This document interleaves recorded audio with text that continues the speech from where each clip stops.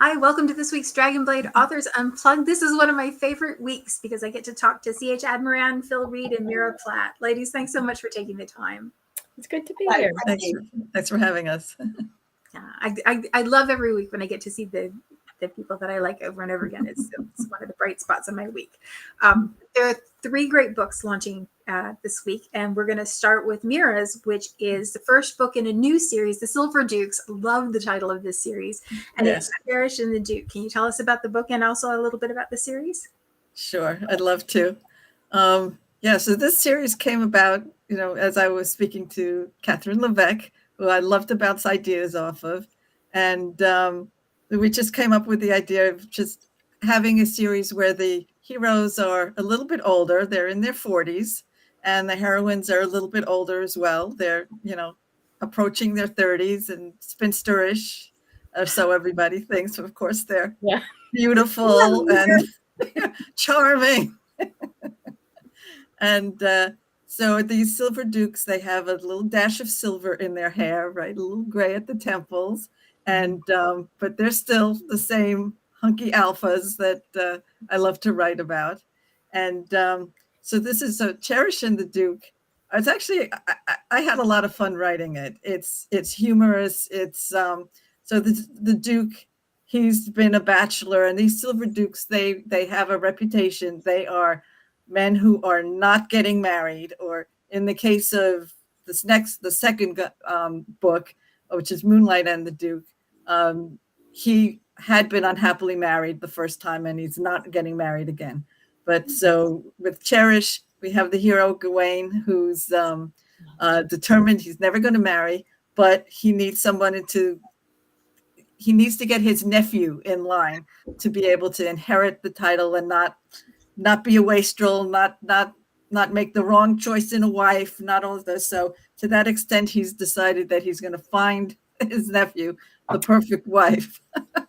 And of course, he does find her at a house party of his cousins, and that's Cherish, is the girl, Cherish Northam, and he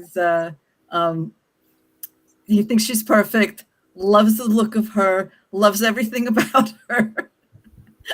And so of course we know there's going to be a problem here. So as he's trying to encourage her and teach her, of course she's shy, she doesn't flirt, she doesn't know. So he's determined to teach her how to do all this stuff to attract the nephew's attention. And he's going to fail miserably because he absolutely adores her, and he can't. So the book is like as he tries to ignore this attraction and thinks he can resist it. Of course he can't. And then what happens is that he sees that Cherish, as she starts to blossom a little bit, not only does his nephew think she's lovely, he's not really attracted. The nephew's not really in love with her or anything like that, but he finds her attractive. Other younger guys are also finding her attractive. So of course he's going to go apish over this. And at that point he has to, he realizes he can't give her up. So it's just a fun, charming, story. Yeah. And you read a lot of He Falls First books too, where it seems like he doesn't want it, but he's the one who tips over the edge first. So yes, I actually like having my heroes be very much, they know what they want, and they tend to fall hard and fall first, and the heroines also fall for them, but I like the fact, I don't know, that's just the way I am. I enjoy that they can be stupid and do stupid things, but that they're committed because in their heart they really do care for her. So the heroine, so it works well. And then the next books, it's so far we have just 3 coming out. So the next one will be Moonlight and the Duke, and that's the second hero. He has 3 children who are like little devils. I mean, they're total devils. And but they love the heroine, who's his neighbor, and she had an unhappy childhood and unhappy upbringing, and her parents were always fighting, so she just did not want to get married. But I won't go too much into that story, but this is the one with they're gonna eventually fall and realize that they're meant for each other, as his children always knew, and decided that they love her, they want her to be the mother. So and then the third one is the third friend is that's Two Nights with the Duke, and he's Scottish and a little bit of a wild guy, but he's gonna also fall hard. So Nice. Well, it sounds like a great new series, and I love the idea of heroes and heroines that are a little bit older than what we normally read. So. Yes. And then also they're more mature. They're part of it too is like they don't think that they're ever going to find the right guy too. And so I don't know. I really, really, really enjoyed writing these books. They're a lot of fun. So great. Well, it sounds like it, and we're anxious for the first one and the two that come after it too. So thank you. Awesome. The next book that came out this week is Phil's book, and it's The Cornish Inheritance, and it's book 3 in the Cornish Ladies series. Can you tell us about this one, Phil? This one, the characters run through from the other books. So this one is the story of Caroline Fairchild, who is the spinster friend in the first 2 books. And she falls on hard times because her father manages to go bankrupt because he's not very good with money. He's invested money and he's a bit of a gambler and he's lost all his money. And then very selfishly, he's committed suicide and left her and her mother to face the music afterwards. You don't see any of that. That's all happened at the beginning. So her friend tells her that she knows a family who are looking for a governess down in Cornwall. So she travels down to Cornwall on the proviso that this is a job offer, and she gets there, and she's a little bit unexpected when she gets there, but they take her on as the governess, and she's governess in a rather remote house on the Cornish coast for a little boy who's 9 called Eve, and he is the heir to his grandfather. His father and mother are dead, and the person who's looking after him is his aunt. She's a real piece of work. She's horrible. She tells everybody that Eve is a delicate child, and she lets Eve do anything that he wants, especially dangerous things. And Caroline begins to discover this, and she begins to realize that Eve is in danger. But the hero, who's called Nathaniel, Nat, he's returned from the army because he's been invalided out of the army, wounded. He's got this side of his face. He's got a scar down this side of his face that he's very self-conscious about from a sailor cut. So he always turns his face away so that he doesn't show his cut. And he's also lost some fingers on his right hand, which made it impossible for him to use a gun. He was in the cavalry. Anyway, he comes back at roughly the same time she does, and he's been away a long time. And the aunt is his stepmother. And Caroline begins to realise that if something happens to Eve, she begins to fall for Nat, but she begins also to realise that if Eve dies by some reason, the person who's most likely to benefit from this is the man she's falling in love with. And she isn't sure whether he is the one behind what's going on. She isn't quite sure what's going on. So there's a bit of mystery going there. And Eve is a little bit reckless as well and has quite a few adventures which she has to rescue him from. So I quite like having a child in a story. And there's a little dog as well. And fun. I like having a dog in it. And there's beaches and there's Cornish tin mines and there's a dastardly villain as well as the horrible aunt. There's a dastardly villain. Always need a good dastardly villain. I like a dastardly villain. And he gets his comeuppance. Great. Well, that sounds like a lot of fun, and I love that the heroine can't completely trust her feelings because she can't completely trust who the hero is. Yeah, so you can kind of like leaving it up in the air as to whether he's the baddie or not, whether he's guilty. And she doesn't really find out till quite a way through the story. That's a lovely little bit of tension built in. Yeah. How many more of these books do we get? There's another one which is called The Cornish Widow, and that is also set in Cornwall, and it's about a young woman who has been widowed at the Battle of Waterloo. And so she's also left with no money. So she falls on the kindness, the charity of her late husband's aunt, who lets her have a cottage. And the cottage is just above a little bay called Prussia Cove. I went to Prussia Cove because I wanted to do the research. Prussia Cove is real, and it was named after a smuggler whose nickname was the King of Prussia. He wasn't the King of Prussia, but that was his nickname. That's why it's called Prussia Cove. And Bessie's Cove is next door. So a lot of the people in the story are real historical characters. Oh, cool. A bit after when the smuggler who was the King of Prussia, he's already dead.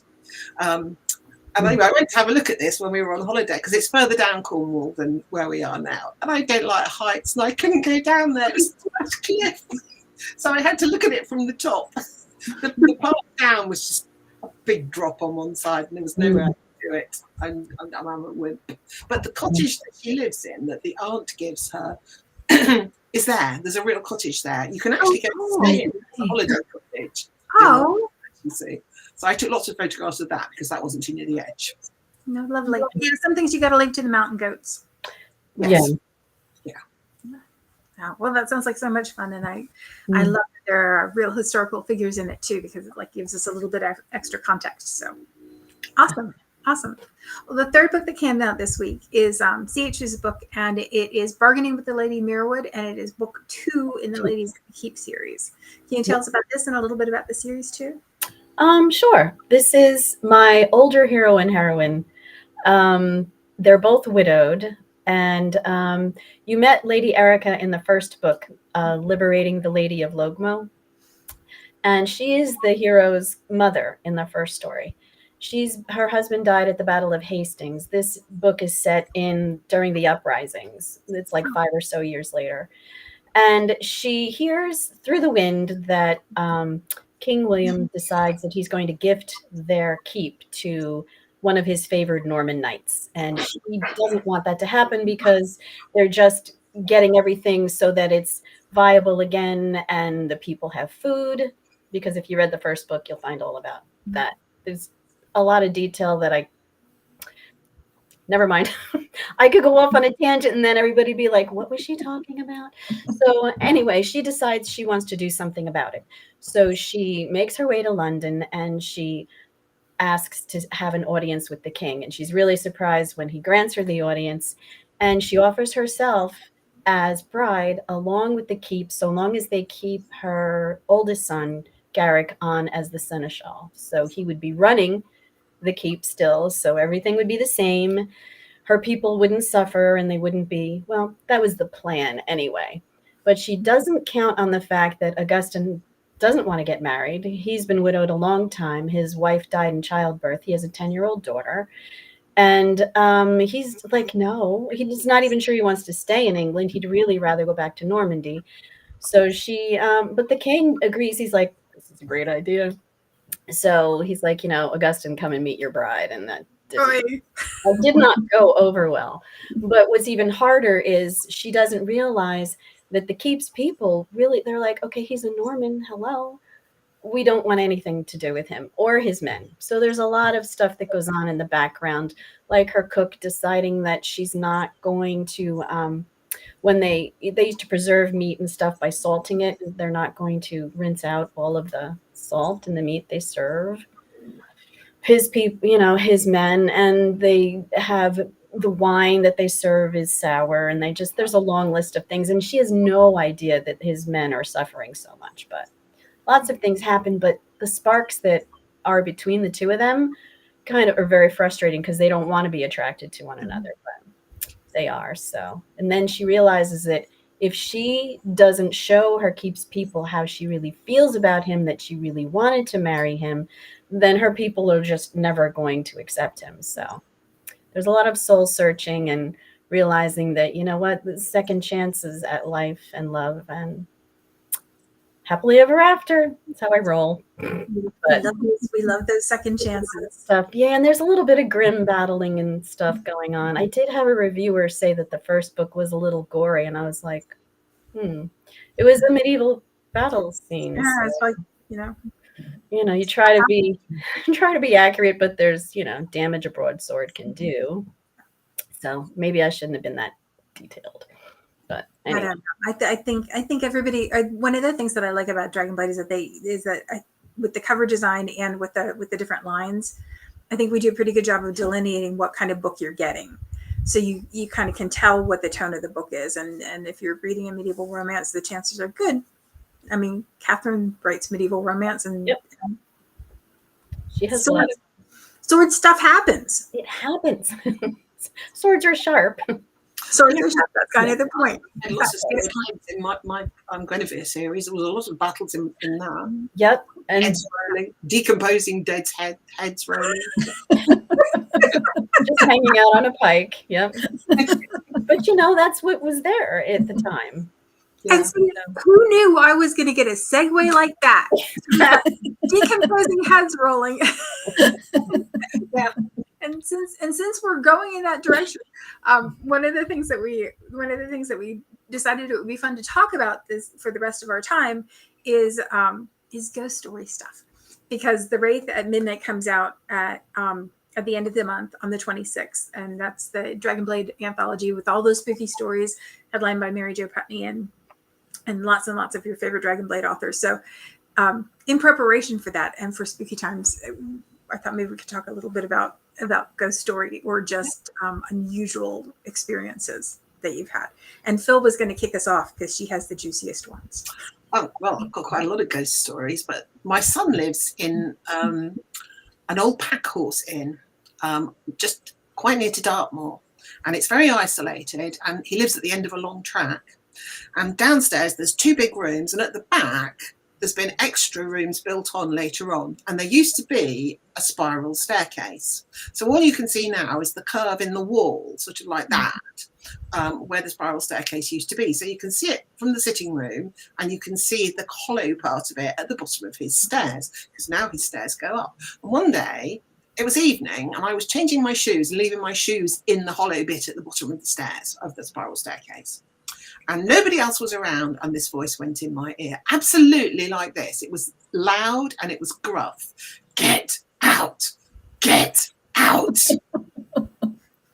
I can tell you the toilet, because it's an old house, the bathroom and toilet are downstairs. And because I'm quite old too, not as old as the house, I frequently have to get up and go to the loo in the middle of the night. So I said to my husband, if I have to go to the loo in the middle of the night, I'm waking you up and you're coming with me. You have to go along, yeah. Oh, yeah. I mean, that feels kind of, you're not wanted, doesn't it? Yeah, that's not subtle. When you're ready, just leave, Yeah. Yes. It was very nice. They also had they had an old dog, and he was very deaf, and he slept in my son and his partner's bedroom in a basket on the floor, and he was really deaf. And one morning my son heard a voice say, "Get down here, dog." And the dog, remember, it's deaf, jumped out of bed and ran down the stairs. Wow. And I don't know who that was. Are they still living there? Yeah, they are. My husband's heard fiddle music playing because it was an inn, we think. There's definitely something going on there. I don't think, despite it get out in my ear, I don't think it's a particularly malevolent ghost. Maybe it likes the music. I don't know. Did they have the house blessed, Phil? No, they haven't. But we once did. Apparently, in England, every diocese has an exorcism officer who will come around and exorcise your house. Okay. And we had our house exorcised when we were living in Pembrokeshire, because it was a newish house, about 20 years old, but we had some very strange things going on there. And out in the fields, there were lots of rocks, and like lots of walls made of rocks, and there were also some old tracks and things, and possibly an old roundhouse, maybe Iron Age or whatever. So there were funny things going on, and we had the local exorcist come out and exorcise it for us. So where you are, if the question is who you're going to call, it's not the Stay Puft Marshmallow Man. Not the Stay Puft Marshmallow Man. Oh, awesome! Like just exactly the right kind of spooky. I can't believe that they're still living there. That would be And I still go and visit them too. So we go there on Sunday. Wow. But we live really near to them now, so we don't need to stay the night. So I don't need to worry about getting up in the night for a quick wee. Oh my God. No, you would need company. Just wait outside the door. Just down the steps with me and wait outside the door. They have to leave the light on for me. I won't go downstairs if it's dark. They leave the light on in the hall. No, I wouldn't either. Oh yeah. I would not get out of the bed, and I would keep my feet up high and tucked under. Yep. Yes. Because the monster it was under the bed. Your feet are tucked under the covers. You know? Right. So none of this freewheeling everything out when people can reach it and stuff. We want it all deeply tucked in. Yeah. But when we went to Hadrian's Wall, we took some photographs. This is a couple of years ago now. And when my husband, he took them digital, so he just takes loads and loads of digital photographs. When we looked, we had a photograph of a Roman soldier. Oh my goodness. It's an I mean, awesome picture. He's very much in the distance, but my husband's one of those people who, when he takes a photograph, he waits until no one's there. So we know there was no one there. And plus it was trying to rain, and it wasn't a particularly nice day. It was October, I think, maybe early November. And there was nobody there. And then there was on the photo. Very cool. Mm-hmm. It's very cool. I'll What about you? I'll send it to you, Evelyn, if you like. Oh, yes, please. It's a cool picture. Yeah. Yes, please. I would very much like to see it. What about you, CH? Have you had any spooky experiences? It was definitely an unusual kind of spooky for me, and it's only been the one time. My sister and brother, both my sisters and brother, both had the same experiences in my mom and dad's one house that they lived in Flemington. It had dirt floor in it, but I didn't hear the footsteps going up the stairs at night and up the back staircase, but they did, and they felt all kinds of things, and I was just, I don't know, sleeping.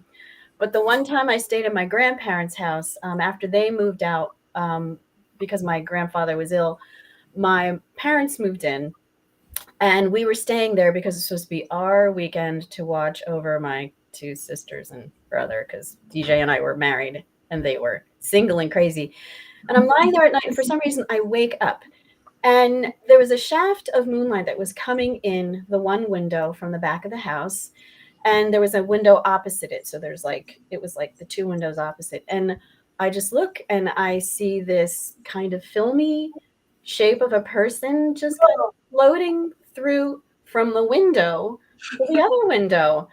And I start to get like really nervous, and I'm like, wait a minute. Okay, I know the history of this house. Only my great grandmother Purcell passed away in that house because she fell down the stairs. But it wasn't. But I'm like, okay, it's your great grandmother. Just relax. Don't get excited. And I'm like trying to wake DJ up. He's like, he's slept like, could never wake him up. But so that was my only experience, and still to this day, I can still see it clearly because the moonlight was just shining on her, and I'm like, hey, Gammy, it's your great granddaughter we met, but yeah, it was a moment. No doubt. Yeah. And there's something about that being all by yourself thing. I think Susan Cooper, I think, wrote The Dark Also Rises.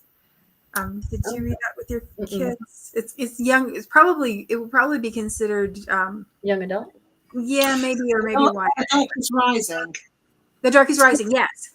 Yeah. So you remember how like there's that moment where they wake up and they're kind of all alone and they have to figure out what happens or what's going to happen.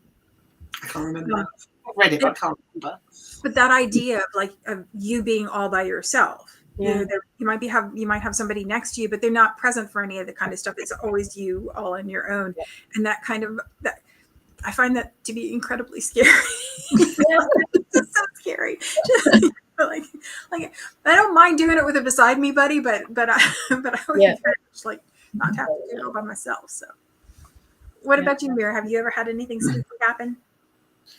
I wouldn't call it spooky exactly, but I did have this incident when I was in college. We had snowed. We had a heavy snow, so a group of us decided we were going to go sleigh riding or sledding, and somebody had brought along this enormous 8-person toboggan, and so we were all going down. I was just on my sled. Everybody, most people were just on their sleds. We were going down the hill, and all of a sudden the toboggan started to go down early. I hadn't gotten out of the way. So, of course, I saw my life flash before me. No. I was sure, and it was coming straight for me. I couldn't get out of the way in time. It hit me. I went flying over it.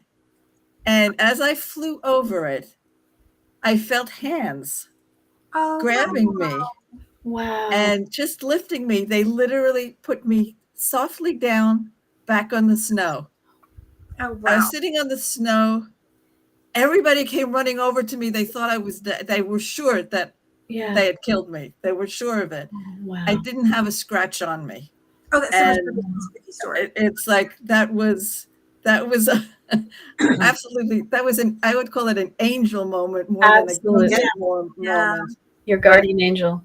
Yeah. Wow. And it was several. It was not, and I could hear the little bit of it was like so weird. As it was coming at me, I could hear these little voices in the air that were like, oh no, and then I got lifted, and that stuck with me That's all my life. amazing. It was a moment, that was for sure. Wow. My husband had a moment when he was driving his car once, and he was going towards a bend, and a voice said to him, "Stop." So he stopped, and a car came around the corner on the wrong side of the road. Oh, wow. And he lost his brother. His brother was killed when his brother was about 20 and my husband was about 11. And he thinks it was his brother, guardian angel, stopping him being killed. Wow. So who do you think it was, Meara? I don't know. I don't know. Could be a real angel. I don't think it was. I don't think it was like a relative that came back.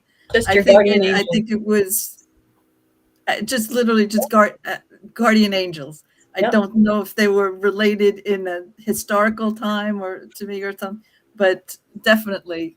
And it was more than one. It was a couple of them. Yeah. So I read a really good book once about angels, textbook, non-fiction, and it was about how the person writing the book thought there were lots of angels around us that we just don't see, and that we all have guardian angels. It was really interesting. Yeah. To say, I believe it. I absolutely believe it. Yeah. Wow. That is amazing. Sorry. Did you see City of Angels? Yes. Yes. So yes. Yeah. aside from the fact that we just don't do that with log trucks and pairs, the idea that the angels hung out in the library. Yeah. I love Are there that. real angels in City of Angels then? Mm-hmm. Oh, right. Yeah.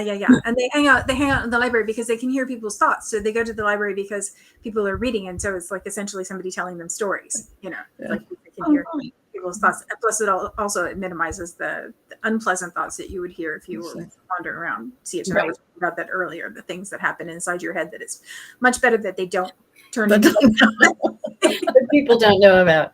Yep. Because I'll never tell. All kinds of stuff. Oh, well, those are fantastic stories. That was way better to end on that note than on the spooky note. The spooky note is very exciting. So, and if you like the spooky bits, then you want to make sure you grab the Wraith at Midnight collection because it is 99 cents and there are tons of stories by some of your favorite authors. And as I mentioned before, Mary Jo Putney has a story in the collection, which made me have my little fangirl moment when I found out. Oh, yeah. Yeah, absolutely. So you definitely want to get that. And then you can read from the 26th up through Halloween. And then we will also be releasing the previous anthology novellas at that same time too, and having a party. Oh, great. Nice. Stuff. So I'm going to make sure you tune in for that. Ladies, it was great to talk to you today. I knew it was going to be great. I knew it was gonna be great. But I really appreciate you taking the time to be with us. And I really appreciate you taking the time to share your personal stories with us, because I think that makes us get to feel like we can connect with some of our favorite authors. And that's a treat. So right. Thanks so much for taking the time. Thank you so much, Evelyn. Oh, I almost forgot to say my thing. Use Car Salesman Pitch because it's true. You want to make sure you grab your Dragonblade books on pre-order or release because they're the best deal on pre-order and release. They're less expensive than a bad cup of coffee, not even a good cup of coffee, a bad cup of coffee. So you want to make sure you grab them right away. If you don't grab them right away, you can always read in Kindle Unlimited. So. Thanks again, ladies. I appreciate you taking the time. Thank you.